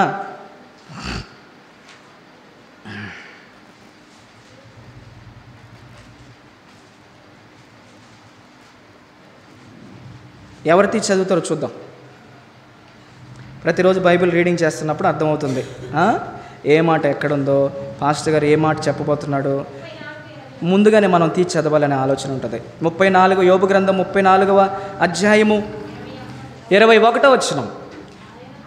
యోబు గ్రంథం 34వ అధ్యాయము 21వ వచనంలో రాయబడిన మాట చదువు తల్లి. ఆయన దృష్టి అంటే దేవుని దృష్టి నరుల మార్గముల మీద ఉంచబడి ఉన్నది. ఏమంటే వినాలి, చాలా జాగ్రత్తగా వినాలి. నేను ఎడిపోతే ఎవరు చూస్తున్నారులే, నేను ఏ సందులో ఏ గొంతులో నడిస్తే ఎవరు చూస్తున్నారులే అనుకుంటున్నారేమో చాలామంది. ఆయన అంటున్నాడు, యెహోవా దృష్టి నరుల మార్గముల మీద ఉంచి ఉన్నది. నరుల మార్గముల మీద దేవుడు పెట్టాడు ఫోకస్. ఇదిగో నా కుమార్తె లేచింది, ఎడిపోద్ది. నా కుమారుడు లేచాడు, ఎటు నడుస్తాడు? ముందుకు వస్తాడా, వెనక్కిపోతాడా, లెఫ్ట్కి వెళ్తాడా, రైట్కి వెళ్తాడా? పెట్టాడు, గురి పెట్టాడు దేవుడు. పెద్ద కెమెరా పెట్టాడు దేవుడు పైన, అవే ఆయన కన్నులు. దేవునికి స్తోత్రం కలుగును గాక. కన్నులనే కెమెరా పెట్టాడు దేవుడు మనకి, అలా పెట్టాడు అనమాట. ఆ కెమెరా మనం ఎడు తిరిగితే అటు తిరిగిద్ది, ఎడు తిరిగితే అటు, ఎడు తిరిగితే అటు, ఎడు తిరిగితే అటు, వెనక్కి తిరిగితే వెనక్కి, ముందు తిరిగితే ముందుకు, రైట్ తిరిగితే రైట్, లెఫ్ట్ తిరిగితే అటు. యెహోవా కను దృష్టి నరుల మార్గముల మీద ఉంచబడి ఉన్నది. ఆయన వారి నడకలన్నీ కనిపెట్టి అంటే అర్థం ఏంటి చెప్పండి? ఎడిపోతారా? కనిపెట్టడం అంటే ఇదే కదా. కొంతమంది చూస్తూ ఉంటారు ఇలా దొంగ చూపులు. వారి నడకలన్నీ యెహోవా ఏం చేస్తున్నాడు అంటే కనిపెట్టి చూస్తున్నాడంట ప్రియులారా. వా, ఈ వాక్యాలు మనం చదువుతున్నప్పుడు మన గుండెల్లో భయం కలగాలి, భయం కలగాలి ప్రియులారా. దేవుని వాక్యమును గూర్చినటువంటి భయం మనలో కలగాలి. చూడండి ప్రియులారా, ముగిస్తాను నేను ఇంకా. యెహోవా కనుదృష్టి ఎవరిపైన ఉంటుందయ్యా అంటే నెంబర్ 1 చెప్పాను కదా. ఏంటి? తన ఎడల యథార్థ హృదయము గల వారి ఎడల ఆయన కనుదృష్టి ఉంటుంది. యెహోవా కనుదృష్టి ఎవరి మీద ఉంటుందయ్యా అంటే ప్రియులారా, దేవుని యందు భయం కలిగి భక్తి కలిగిన వారి మీదనో, అట్ ద సేమ్ టైం ఆయన కృప కొరకు కనిపెట్టుకుని వారి మీద ఆయన దృష్టి ఉంటుంది. దేవునికి స్తోత్రం కలుగును గాక. గట్టిగా చెప్పాలి, దేవుని నామానికే స్తోత్రం కలుగును గాక. మరి భయపడుతున్నామా దేవునికి? దేవునికి భయపడి భక్తి చేస్తున్నామా? ఎవరు చూస్తున్నారులే, పిల్లి అంటుకోదంట. ఏమంటే పిల్లి అనుకుంటుందని, ఏమని? నన్ను ఎవడు చూస్తున్నాడులే, అంత అంధకారంలో ఉంది, కానీ అందరం చూస్తాం. దావీదు కూడా అలానే అనుకున్నాడు. ఒకానొక సమయంలో దావీదు కూడా ప్రియులారా నువ్వు రహస్యముగా చేసేవయ్యా అన్నాడు సమూయేలు 2వ గ్రంథంలో. దేవుడే డైరెక్ట్గా నాతాను ప్రవక్తను పంపించి నువ్వు రహస్యముగా చేసావు, నేను చూడట్లేదులే, నేను రహస్య స్థలముల్లో ఉండాలని అనుకున్నావా? నువ్వు చేసినటువంటి రహస్యముగా చేసిన తప్పుని ముందు పెట్టా అన్నాడు దేవుడు. రహస్య స్థలములలో మనం చేసే ప్రతి కార్యం. రాత్రి ఒక అంశం చెప్పాను మీకు, గుర్తుందా? రాత్రి చెప్పాను ఏంటి? రహస్యమందు చూచు మన పరలోకపు తండ్రి అని టైటిల్ పెట్టి చెప్పారు రాత్రి. రహస్యమందు చూచు తండ్రి అని పరలోకపు తండ్రి అని టైటిల్ పెట్టి చెప్పారు రాత్రి. మన రహస్య కార్యములన్నీ కూడా ఒకానొక సమయంలో బట్ట బయలయ్యే రోజు ఉంది. ఆ రోజు అందరినీ నిలబెడతాడు. అందరి ముందు మనం చేసిన క్రియలన్నీ దేవుడు అడుగుతున్నప్పుడు వినేవాళ్ళందరూ ఒరే ఒరే ఒరే ఈ పిల్ల ఇలాంటిదా, ఈ పిల్ల ఇలాంటిదా, ఎంతో భక్తురాలుగా వేషం వేసి ధరించుకున్నారు, చాలా చక్కగా పాట పాడింది, ప్రార్థన చేసింది, వాక్యం చదివింది, పరిచర్య, అబ్బా ఎంత అమోఘం, తెల్లగా చల్లగా దేవుని దోతలా ఉంది. ఒరే నాయనో, దేవుడు ఈ పిల్ల తప్పులు బయలుపరిచిందాక నాకు తెలియలేదురా అని అప్పుడు మనల్ని చూసి అందరు నవ్వుతారు. ఇప్పుడు ఎవరు చూడరు, నన్ను చూడరు, మీరు మిమ్మల్ని ఏం చూడరు. దేవుడు మనం చేసినటువంటి క్రియలన్నిటిని, అంధకార క్రియలను ఆయన వెలుగులోనికి తెచ్చినప్పుడు, అందరి ముందు నిలబెట్టి అడుగుతున్నప్పుడు మనకు సిగ్గుపోయింది తెలుసా? ఏమైంది? సిగ్గుపోయింది, తలదించుకుంటాం. అప్పుడు నేను చెప్పట్ల, బైబిల్లో ఉంది, మన అంధకార క్రియలన్నిటిని దేవుడిని వెలుగులోనికి తెస్తాడంట. రహస్యమైనది ఏది అది మరుగు చేయకుండా అది అనేకులకు ప్రకటించబడుతుందని లూకా సువార్తలోనూ మరియు మార్కు సువార్తలో కూడా రాయబడింది. సాక్షాత్ యేసు ప్రభువే అన్నాడు. అమలారా, మిమ్మల్ని ప్రేమించి మాటలు చెప్తున్నాను. నాకు ఎవరి మీద కోపం లేదు, ఎవరి మీద ద్వేషం లేదు, ఎవరి మీద పగ లేదు, ప్రతీకారం లేదు. నాకు ఎవ్వరు హాని చేయలే. అందరు నా వాళ్ళనే మీ మధ్యలో సేవ చేస్తున్నాను.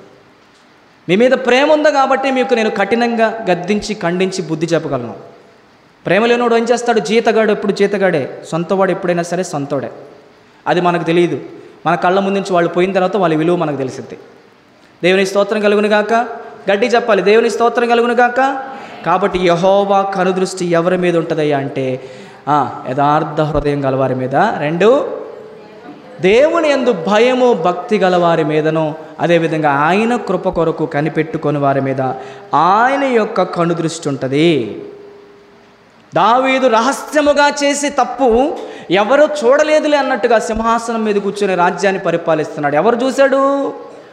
ఆకాశమందున్న దేవుడు కన్నులారా చూశాడు దావీదు చేసిన తప్పుని. దావీదు సరి చేసుకునే మనసు ఉంది కాబట్టి తన ప్రవక్తను పంపించి, దావీదా నువ్వు చేసిన తప్పు ఇది నాయన, గొర్రెపిల్ల ఉపమానం చెప్పినప్పుడు తప్పును సరి చేసుకున్నాడు దావీదు. కాబట్టి ప్రియ దేవుని బిడ్డలారా, ఆలోచించండి అందరూ. దేవుని కనుదృష్టి మన మీద ఉండాలంటే, ఆయన మనస్సులో మనం ఉండాలంటే, ఆయన బ్రతకమన్నట్టుగా మనం బ్రతకాలి. ఆయన చేయమన్నది మనం చెయ్యాలి. ఆయన చెయ్యొద్దన్నది ప్రాణం పోయినా సరే మనం చేయకూడదు.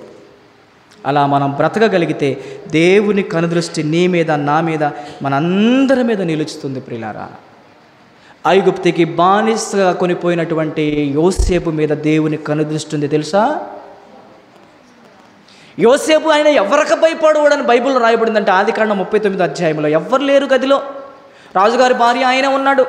తప్పు చేయడానికి అవకాశం ఉంది, కానీ ఆమె వస్త్రములు పట్టుకొని బలవంతం చేస్తున్నా కూడా ఒక్కటే ఒక మాట అన్నాడు, ప్రియులారా, నా దేవుని దృష్టికి ఇంత ఘోరమైన దుష్కార్యము నేను ఎలా చేస్తానమ్మా, నేను యెహోవాకు భయపడువాడనని తన వస్త్రములను విడిపించుకొని పాపమునకు దూరంగా పారిపోయాడు భక్తుడు. బా, ఏం జీవితం అండి అసలు భక్తుల జీవితం. అసలు వాళ్ళ గురించి మనం మాట్లాడుకోవడానికి కూడా అర్హులం కాదు. ఏం జీవితం. పాపం చేయడానికి అవకాశం ఉన్నా పాపం చేయకుండా పాపానికి దూరంగా పారిపోయిన భక్తులు. ఈరోజు పాపం చేయడానికి ప్లేసులు, సమయాలు, టైం ఎత్తుక్కునే వాళ్ళు ఉన్నారు చాలామంది సొసైటీలో. వాళ్ళు ఎక్కడ, మనం ఎక్కడ కదా. ముగిస్తున్నాను చాలా జాగ్రత్తగా, చివరి మాటలు.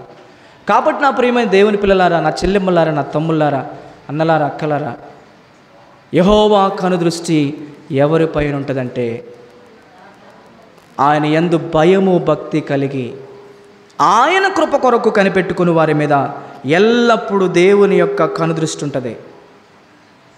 ఆయన వారిని ఉన్నతమైనటువంటి శిఖరాల మీదకి ఎక్కిస్తాడు. దేవునికే స్తోత్రం కలుగును గాక. ఒక యోబును చూడండి, 2 అంతల ఆశీర్వాదం. ఒక యోసేపును చూడండి ప్రియులారా, ఉన్నతమైన సింహాసనం మీద కూర్చోబెట్టాడు దేవుడు. కారణం, ఆయన దృష్టికి వాళ్ళు నీతిగా బ్రతికారు. మనుషులు మనల్ని చూడకపోనివ్వండమ్మా. మనుషులు మనల్ని విడిచిపెట్టేస్తారేమో, దేవుడు విడవకుండా చూసుకోవాలి కదా. మనుషులు కాదు, మనుషులు పెట్టిన రోజు పెళ్ళి కూడా అంటారు, పెట్టిన రోజు చావు కూడా అంటారు. ఎప్పుడు ఎలా ఉంటారో తెలియదు మనుషులు. వికృతంగా బ్రతుకుతూ ఉంటారు మనుషుల్ని ఎవరు నేను నమ్మను అసలుకి. ఎంతలో ఉండాలో ఎవరితోనైనా అంతలోనే ఉంటాను. కానీ నా దేవుని దృష్టిలో నేను ఎలా ఉండాలనేది చూసుకుంటా. దేవునికి స్తోత్రం కలుగును గాక. దేవుడు నన్ను చూస్తున్నాడు, నా మాటలు వింటున్నాడు. ఒకరోజు నాకు ఆ మాటలకు తగిన ప్రతిఫలాన్ని దేవుడు నిలబెట్టి నాకు ఇస్తాడనే భయం ఉంది నాకు. ఇంత పబ్లిక్లో ఇంత ధైర్యంగా మాట్లాడగలుగుతున్నానంటే మీరు అర్థం చేసుకోండి. నా యథార్థమైన జీవితాన్ని నేను కాపాడుకుంటున్నాను, మీరు కూడా కాపాడుకోండి. కాబట్టి ప్రియులారా, దేవుని కనుదృష్టి ఎవరిపైన ఉంటుందయ్యా అంటే చెప్పాను కదా. రెండవది, యెహోవా యందు భయభక్తులు కలిగి ఆయన త్రోవల యందు నడుచు వారి మీద, లేదా ఆయన కృప కొరకు కనిపెట్టుకొని వారి మీద ఆయన దృష్టి ఉంటుంది. ఇక మూడవది 34వ సంకీర్తన 15వ వచనం మీరు రాసుకోండి. మూడో పాయింట్ ఏంటంటే 34వ సంకీర్తన 15, యెహోవా దృష్టి నీతిమంతుల మీదనున్నది, ఆయన చెవులు వారు చేయు ప్రార్థనల వైపు ఉన్నవంట. దేవునికి స్తోత్రం కలుగును గాక. ఇప్పుడు చెప్పండి, యెహోవా కనుదృష్టి ఎవరి మీద ఉంటాయి? నీతిమంతుల మీద. నీతిమంతుడు ఎటుపోతే అటు ఆయన కన్ను ఉంటుంది. నీతిమంతుడు ప్రార్థన చేయగా యెహోవా ఆలకిస్తాడు. పేతురు రాసిన పత్రికలో ఉంటుంది అన్నమాట. నీతిమంతుడు ప్రార్థించగా దేవుడు ఆలకిస్తాడు. మనం ఎలా పడితే అలా బ్రతికేసి ప్రార్థన చేసినప్పుడు ప్రియులారా, ఆ ప్రార్థనకి దేవుడు జవాబు ఇవ్వడు. యెహోవా దృష్టి నీతిమంతుల మీద ఉంచబడి ఉన్నది. యెహోవా దృష్టి నీతిమంతుల మీద ఉంచబడి ఉన్నది నువ్వు ఎలా చెప్పగలవంటావేమో. వెళ్ళండి, నోవాహు కాలానికి వెళ్ళండి. నోవాహు గారి కాలంలో ఆ తరములో జరిగిన సందర్భానికి మీరు వెళ్ళండి. ఆదికాండం 7వ అధ్యాయం 1వ వాక్యం మీరు చదివితే, ఈ తరము వారిలో నీవే నా ఎదుట నీతిమంతుడుగా కనబడుచున్నావు కనుక నీవు నీ కొరకు నీ ఇంటి వారి కొరకు ఏం కట్టుకోమన్నాడు? అబ్బా, ఒక తరములోనే నోవాహు నీతిమంతుడుగా కనబడ్డాడంట. అందుకని ఇక్కడ రాయబడిన మాట ఏంటి? యెహోవా దృష్టి ఎవరి మీద ఉంటుందంట? నీతిమంతుల మీద. నోవాహు తరానికి పోతే నోవాహు తరములో నీతిమంతులు ఒక్కడు లేడు, ఒకే ఉన్నాడు నోవాహు. ఆయన మీద దేవుని కనుదృష్టి ఉంది.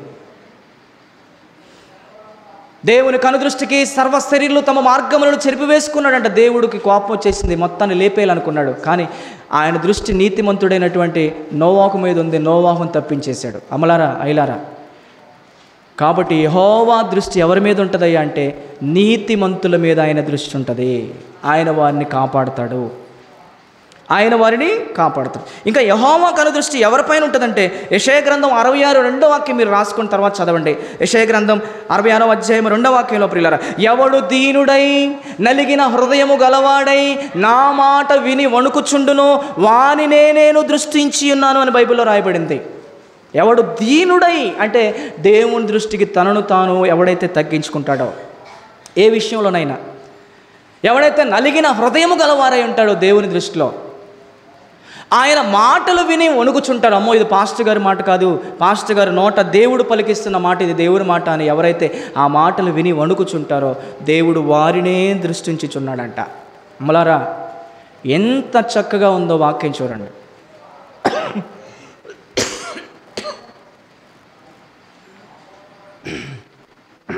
క్షమించండి. యెహోవా కనుదృష్టి ఇలాంటి వారిపైన ఉంటుంది. దేవుని దృష్టిలో మనల్ని మనం తగ్గించుకోగలుగుతున్నామా? తనను తాను తగ్గించుకున్నవాడు హెచ్చింపబడుననియు, తనను తాను హెచ్చించుకున్నవాడు తగ్గింపబడుననియు బైబిల్లో రాయబడింది. ప్రభువే ఒకళ్ళని హెచ్చించాలన్నా, ప్రభువే ఒకళ్ళని తగ్గించాలన్నా. కాబట్టి ప్రభువు దృష్టికి మనం ఎలా ఉండాలి అంటే ఆయన బలిష్టమైన రెక్కల కింద మనం దీన మనస్కులై ఉండాలి. అప్పుడు దేవుడు మనల్ని హెచ్చిస్తాడు తగిన సమయంలో. అర్థమవుతుంది కదా? కాబట్టి ఎవడు దీనుడై నలిగిన హృదయము గలవాడై నా మాట విని వణుకుచుంటాడో వాడిని నేను దృష్టించి ఉన్నాను. కానీ ఎవరిని పడితే వాడిని స్పెషల్గా నేను చూడను. అందరిలో ఒకడు అంతే, అందరికీ ఒకడు కాదంటాడు. అప్పుడు అందరికీ ఒకడు కాదు, అందరిలో ఒకడు. ఈ మాట మీకు అర్థమైందా? అందరిలో ఒకడు వేరు, గుంపులో నలుగురిలో అందరికీ ఒకడు వేరు. అందరిలో ఒకళ్ళమైతే ప్రత్యేకత ఏముంది? అందరికీ ఒకళ్ళుగా ఉండాలి. దేవునికి స్తోత్రం కలుగును గాక. గట్టిగా చెప్పాలి, దేవుని స్తోత్రం కలుగును గాక. ఎవడు దీనుడై నలిగిన హృదయము గలవాడై నా మాట విని వణుకుచుండునో వానినే నేను దృష్టించుచున్నాను అన్నాడు పిల్లాడు. దేవుడు తన దృష్టిని మనపై నిలపాలి అంటే పిల్లారా, మనం దీన మనస్కులుగా ఉండాలి, దీనత్వం కలిగి ఉండాలి, తగ్గింపు కలిగి ఉండాలి. అప్పుడే దేవుని యొక్క దృష్టి మన మీద ఉంటుంది. ఓకేనా? ఇక మరో చివరి మాట చెప్పి ప్రార్థన చేస్తాను. చివరి మాట పేతురు రాసిన 2వ పత్రిక 3వ అధ్యాయం 14వ వచనం. పేతురు రాసిన 2వ పత్రిక 3వ అధ్యాయం 14వ వాక్యం. చాలా విషయాలు ఉన్నాయి, చెప్పడానికి ఇది సమయం కాదు, కాబట్టి అర్థం చేసుకోండి. పేతురు రాసిన 2వ పత్రిక 3వ అధ్యాయం 14వ వచనం. ప్రియులారా వీటి కొరకు మీరు కనిపెట్టుకొనువారు కనుక శాంతము గలవారై సంఘానికి చెప్తున్నాడు, క్రైస్తవులకు చెప్తున్నాడు. శాంతము గలవారై. ఎక్కడుంది ఈరోజు శాంతం? భార్యకుందా శాంతం? భర్తకుందా శాంతం? శాంతం అని పేరు పెట్టుకుంటే కుదరదు, శాంతమ్మ అని పేరు పెట్టుకుంటే కుదరదు. ఏం కలిగి ఉండాలి మరి? శాంతం కలిగి ఉండాలి. పేరు మారింది, తీరు మారిందా? ఎదిద్య పేరు మారింది, తీరు మారిందా? ఒకరోజు అంశం చెప్తాం మీరు ఎందురుగానే. మీ పిల్లలు పెట్టుకోండి పేరు యదిద్య అనే పేరు. నెంబర్ 1 పేరు యెహోవాకు ప్రియుడు అని అర్థం. అమ్మా అర్థమవుతుందా? శాంతమ్మ అని పేరు పెట్టుకున్న ఆమెకు లేనిదే శాంతం కదా. కొంతమంది సంతోషం అని పేరు పెట్టుకుంటారు. ఆ జీవితంలో ఎప్పుడు లేదు. నీదో హాస్పిటల్కి వెళ్తున్నావు అంటే ఏం చేస్తావు? సంతోషమే లేదు నాయన, ఎప్పుడు ఏడుపు పెడబొప్పులే అన్నట్టు ఉంటుంది అన్నమాట కదా. కొంతమంది ఆరోగ్యం అని పేరు పెట్టుకుంటారు, వారికి లేనిదే ఆరోగ్యం. అర్థమవుతుందా? ఎప్పుడు రోగాలు రోగాలు రోగాలు. ప్రియులారా చూడండి వాక్యం ఎలా ఉందో. శాంతము గలవారై నిష్కలంకులుగా, ఆయన దృష్టికి అంటే దేవుని దృష్టికి నిష్కలంకులుగాను నిందారహితులుగాను కనబడినట్లు జాగ్రత్తగా ఉండండి సంఘం అంటున్నాడు. ఇది సంఘానికి చెప్పే మాట. ఇప్పటివరకు చెప్పే మాటలన్నీ కూడా సంఘానికే. క్రీస్తు సంఘములో ఉన్న వారికి చెప్తున్నాడు మాట. ఏమాట అంటే శాంతము గలవారై ఆయన దృష్టికి నిష్కలంకులుగాను. నిష్కలంకులు అంటే అర్థం ఏంటి? కలంకము లేనివారు. నిష్కలంకులుగాను నిందారహితులుగాను ఆయన ఎదుట కనబడినట్లు ఎలా ఉండమని జాగ్రత్తగా ఉండండి. జాగ్రత్త ఉందా మనకి లేనిదే జాగ్రత్త.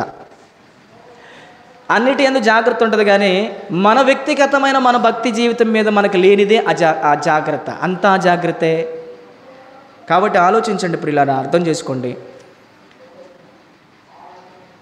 దేవుడి దృష్టి మన మీద ఉండడమే కాదు, కానీ మన దృష్టి కూడా దేవుని మీద ఉండాలి. మన దృష్టి దేవుని మీద ఉండాలి, దేవుని వాక్యం మీద ఉండాలి, దేవుని సంఘం మీద ఉండాలి.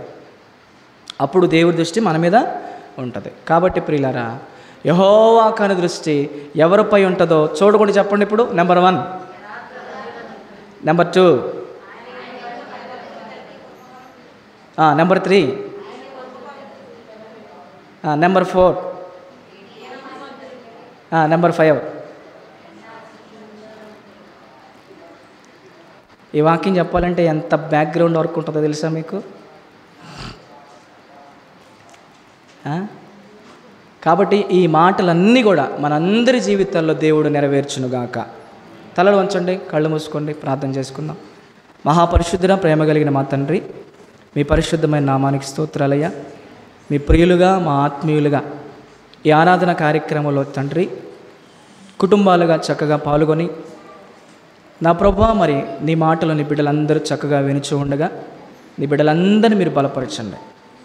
కేవలం వినువారుగానే ఉండి తమను తాము మోసపుచ్చుకొనకుండా వినిన వాక్య ప్రకారంగా నీ బిడ్డలమైన మేమందరము జీవించేటటువంటి కృపా ధన్యత మా అందరికీ మీరు దయచే ప్రభువా.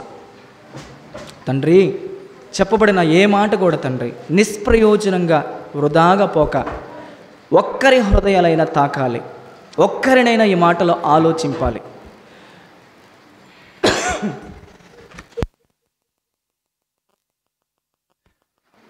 ఒక్కరికైనా తండ్రి నీ వాక్యమును గురించినటువంటి భయం కలగాలి. నీ మాట మనుషులను వెలిగించేది, నీ మాట మనుషులను సరిచేసేది, నీ మాట మనుషులను ప్రభువా మార్చగలిగే శక్తి కలిగింది. ఆ శక్తి కలిగిన మాటలు నీ బిడ్డలకు చెప్పాను తండ్రి. ఎవరు అపార్థం చేసుకోక, పెడర్థాలకు దారి తీసుకోక, సాత్వికమైన మంచి మనసుతో ఈ మాటలు స్వీకరించి తమ దైనందిన జీవితంలో వాటిని పాటించి నీ యొద్ద నుంచి ఫలాలు పొందుకునే కృపని బిడ్డలమైన మా అందరికీ దయచేయమని క్రీస్తేశ్వరి నామములోని ప్రార్థన అడిగి వేడుకొనుచున్నాము తండ్రి. ఆమెన్.